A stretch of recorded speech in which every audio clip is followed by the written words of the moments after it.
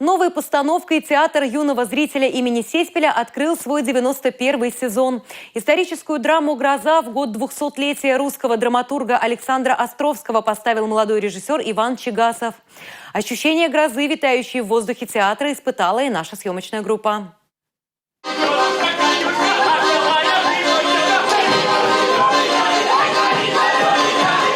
На сцене танцы и песни, заимствованные из фольклора.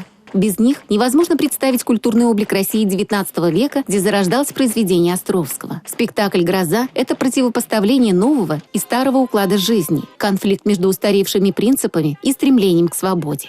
Вместе с творческой командой спектакля мы сочинили жизнь персонажей под, безусловно, прекрасным божественным небом, которые могли бы быть счастливы, если бы подарили счастье своим ближним. Но вместо этого, из-за своих страхов и сомнений, они создают всеобщую грозу. В постановке заняты два состава артистов. Как отметил режиссер, актеры труппы являются авторами и художниками своих ролей. Эта роль – это огромная кладезь характера, эмоций, ощущений. В нашем спектакле нет совершенно музыкальной фонограммы. Все мы исполняем вживую, живое музыкальное сопровождение. Все артисты на протяжении всего спектакля находятся на сцене.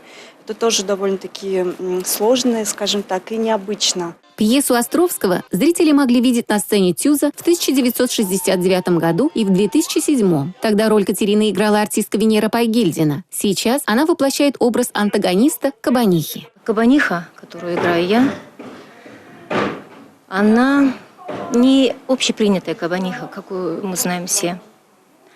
Она тоже женщина, она тоже хочет любви, она тоже хочет мужского плеча. И она очень даже понимает эту Катерину.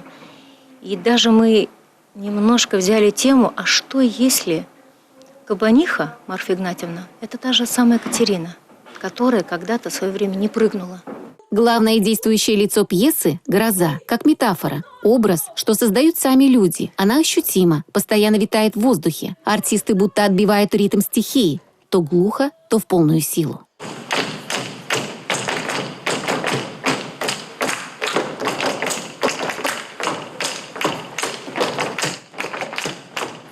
Сюжет спектакля актуален во все времена. Попасть на постановку молодого режиссера можно в том числе по Пушкинской карте.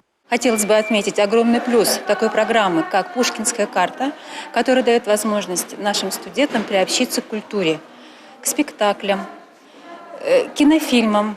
Возможно, сами по себе, не имея этой пушкинской карты, скорее всего, они бы и не посещали эти постановки, тем более классические. Пушкинская карта – это, наверное, такая изюминка всех театров, которая дает возможности делать больше и больше новых проектов. В нашем театре есть такой проект, как «ТЮЗ Плюс». Мы его называем «ТЮЗ Плюс Музей». При покупке билета в театр на спектакль нашего театра владельцы пушкинской карты также могут посетить любой музей города Чебоксары.